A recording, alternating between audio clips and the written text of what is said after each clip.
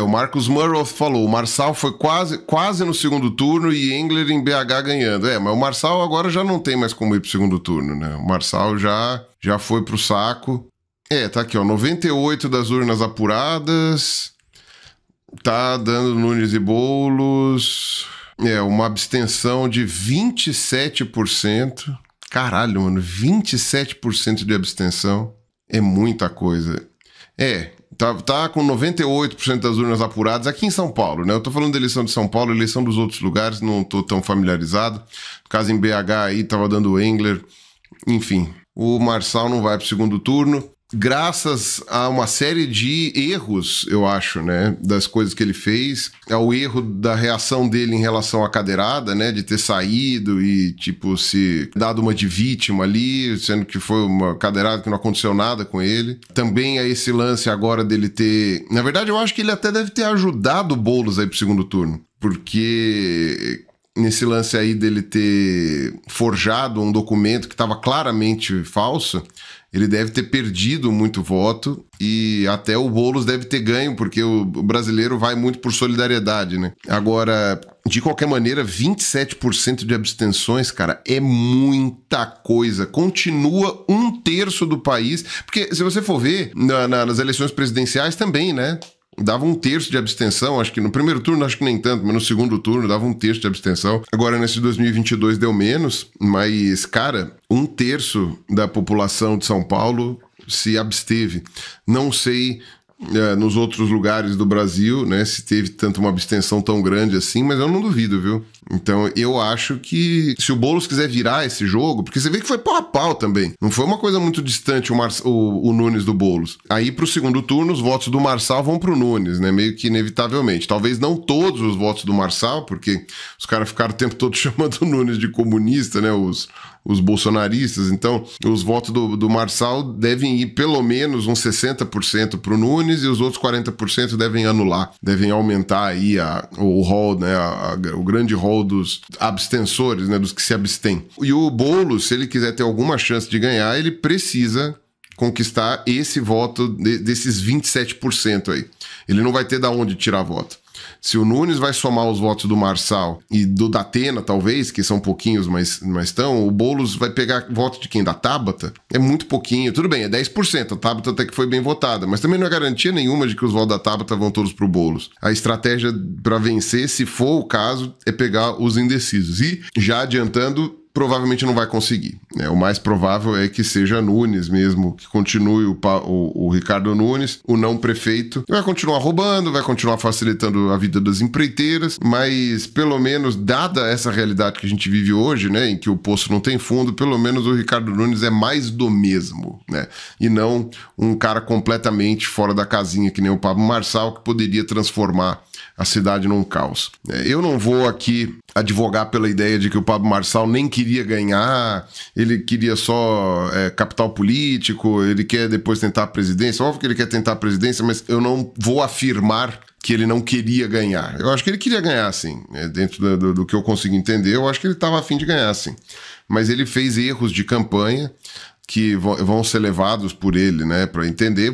Eu acho que é bom um filho da puta desse quebrar a cara, porque ele é todo arrogante, né, do que nunca falha, é o coach, não sei das quantas, e é muito fácil você fazer isso quando você tem um público seleto e quando você ganha seu público por aproximação. Por exemplo, quando eu dava aula presencial, eu padecia dos mesmos problemas do professor comum. Uma parte da sala não prestava atenção no que eu falava, uma outra parte queria que eu tivesse faltado porque estava de saco cheio. Tinha só alguns alunos ali, uma porcentagem pequena, que realmente estava interessado no que eu tinha para dizer. Isso significa que quando você está lidando com um público que está sendo obrigado a te ver, é só uma parcela que você acaba cativando. Não é fácil cativar aquelas pessoas que não são o seu público. Agora, quando você vai ver meus comentários na internet é 96%, 97% das pessoas elogiando. Em alguns vídeos até 98%, quase 99% das pessoas elogiando. A galera pedindo pra eu falar, pra ter mais vídeo e tal. E aí você fala, porra, Pirula, como é que na sala de aula eu conquistava 10% e aqui na internet conquisto 99%? Porque é a origem do público, né? Quem tá na internet me vendo, tá vendo porque quer. A pessoa veio atrás do meu conteúdo, a pessoa quer assistir, a pessoa testa, recebeu uma notificação, testou, acabou ficando. Então é uma maneira, né, de conquistar esse público, né? Ao invés de eu ir lá e tentar dar aula para uma parcela gigantesca que não está interessada no que eu tenho para dizer, eu faço o contrário. Eu fico parado e eu atraio as pessoas que estão interessadas. E essa é a mesma lógica de qualquer influenciador, né? O Pablo Marçal não é diferente disso. Ele angariou milhões de seguidores que já estavam buscando por ele, buscando pelo tipo de conteúdo dele e acabaram se identificando, e é totalmente diferente de você conquistar um público que é obrigado a te ouvir, que seria o equivalente a eu dando aula presencial, né? Os alunos estão lá independente de eu estar ou não.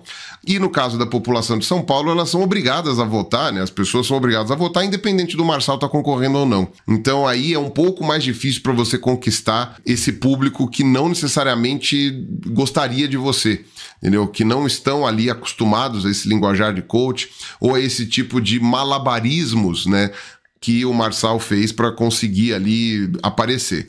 Ele conseguiu fazer a eleição de São Paulo, eu falei isso daí em outras lives, né? Ele conseguiu fazer a eleição de São Paulo ser sobre ele, né? Então ele é virou o assunto no Brasil, não é só em São Paulo, ele virou o assunto no Brasil, mas isso não é o suficiente para conseguir ganhar tudo. E essas cagadas que ele fez, enquanto que para o público dele ele conseguiu justificar ali de alguma maneira, e esse público vai cair em qualquer justificativa porque já foi lobotomizado, aquele público que não é o público do Marçal, né, não caiu, e talvez ele tenha realmente perdido muito público, tanto com o lance da cadeirada quanto com o lance agora do laudo falso do Boulos, né? Então, agora, ele capitalizou muita coisa para o Brasil. Vamos ver o que vai acontecer com o Marçal daqui para frente. Inclusive, as consequências das coisas que ele fez vão gerar alguma coisa, né? Dependendo da situação, ele pode ficar até inelegível, né? Se for julgado ali a falsificação que ele fez contra o Boulos, talvez agora ele não indo para o segundo turno, essas coisas arrefeçam, mas se não arrefecer, ele pode até ficar inelegível, né? O que seria uma bênção, mas enfim. Não, deixa eu ver se tem mais perguntas sobre a eleição, que eu já falo tudo agora. Aqui, ó, o Eduardo Domi, um livramento em São Paulo, cadeira.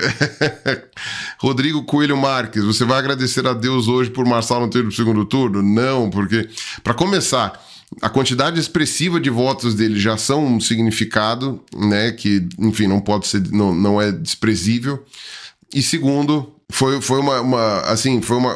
uma conjectura que não teve nada a ver com Deus, cara. Teve a ver com atitudes bem mundanas. E assim, se você for ver, foi 1.700.000 votos, né? Dentro da cidade de São Paulo é muita gente, mas se você for levar em conta a nível Brasil, dentro de um coach que tem um público gigantesco, até que tá dentro do esperado, né? E uma vez que São Paulo, por proporção, é a cidade mais populosa do Brasil, então faz bastante sentido que haja aí uma votação dessa expressividade. Se ele conseguiria algo como presidente, é provavelmente que sim, mas não sei se ainda ganharia. Marco, Pirula, não esqueça, segundo turno é Boulos 50. Eu no segundo turno vou votar no Boulos, porque eu não gosto do Ricardo Nunes, eu acho que ele não fez uma boa prefeitura. Na verdade, ele não fez uma prefeitura, né? Ele agora apareceu pela primeira vez, na verdade, né? No último ano, tentando mostrar serviço, típico político. E eu tenho curiosidade para saber como seria o governo do Boulos.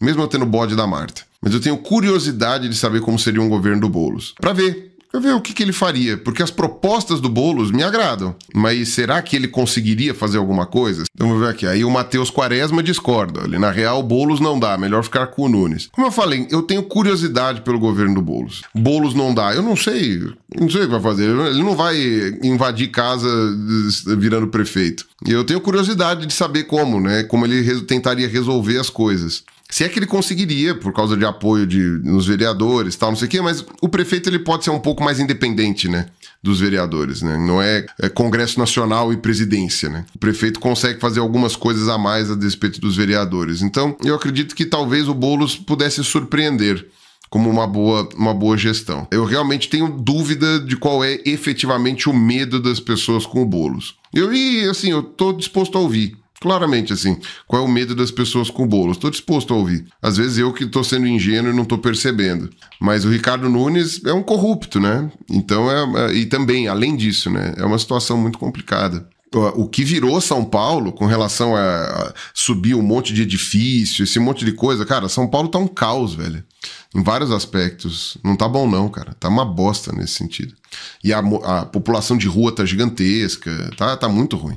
Aí o universo discreto, Lucas. Marçal não quebrou a cara não, ele vai sair no lucro. Vai vender ainda mais cursos, se não ficar inelegível, vem forte em 2026. Isso que eu ia falar. Se ele for inelegível, beleza. Senão ele vai continuar enchendo o cu de grana como ele sempre encheu, né?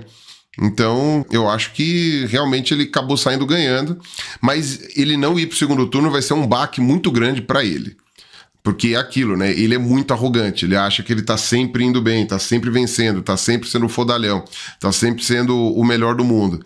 E, cara, pra esse tipo de gente que tem o ego lá em cima, ganhar uma lambada dessas, por causa de um plano que foi ele que bolou, né? Esse lance do laudo do Boulos, ele tá falando desde o começo da eleição. Eu acho que ele ia usar, de fato, a ideia daquele homônimo lá, que era o Guilherme Boulos Castro, sei lá o que. Não, Castro é o Boulos mesmo, é o outro. Eu acho que ele ia usar essa coisa, viu que era um homônimo, se fudeu, e aí apareceu com esse negócio do laudo. Eu, sendo bem honesto, acho que eles tiveram que fazer repensar aí essa história do cheirador, mas já tava desde o começo, né? Essa ideia de você ficar inventando factoide em cima dos candidatos rivais, né? E o lance da cadeirada também, eu acho que ele não tava esperando, mas, porra, ele chamou o Datena pra briga, né? Ele chamou pra briga, falou que não é homem, falou que não sei o quê, falou que não sei o que lá, cara. E aí ele achou que com a cadeirada ele ia se dar bem e ele só se ferrou com aquele negócio de é máscara de ar e tal. Então, sendo muito honesto, muito honesto mesmo, eu acho que isso vai ser um baque pessoal pra ele. Ele vai se sentir bem bosta por um tempo. Eu acho que ele devia se sentir bem bosta pelo resto da vida, sendo bem honesto. Mas enfim. My Minecraft Adventure. Você não vai votar no Nunes porque ele é corrupto. Você votou no Lula e o Boulos livrou o rachador do Janones. Pra começar, eu não vou deixar de votar no Nunes porque ele é corrupto. Isso é mais um elemento de por que eu não quero votar no Nunes. O Nunes deixou a cidade abandonada, foi um péssimo prefeito, fez um conluio, e aí vai uma questão, ele fez um conluio com as construtoras, que é parte da lavagem de dinheiro e do enriquecimento ilícito dele, e as construtoras estão descaracterizando São Paulo, fazendo especulação imobiliária, deixando tudo mais caro, elevando uns espigões nos lugares ali em que provavelmente ninguém vai morar e destruindo uma parte do centro expandido de São Paulo. Então, não é meramente uma corrupção, entendeu? E outra...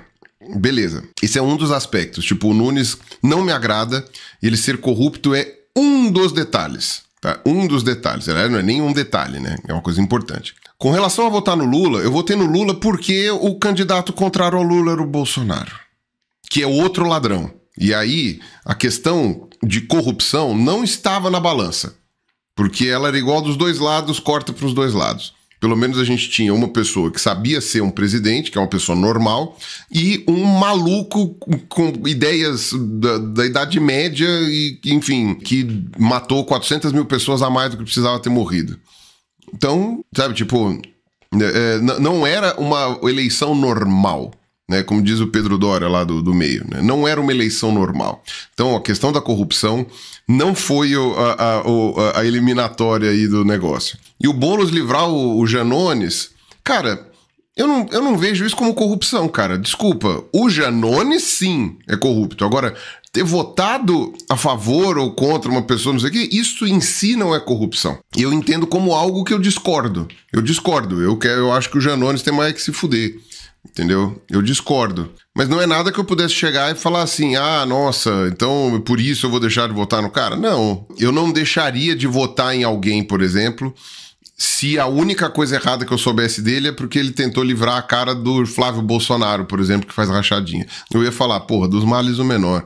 O Boulos talvez não fosse minha primeira opção em nenhuma eleição, mas contra uma pessoa que eu definitivamente não aprecio em aspecto nenhum, por que não? Eu acho que as comparações que você fez são totalmente descabidas.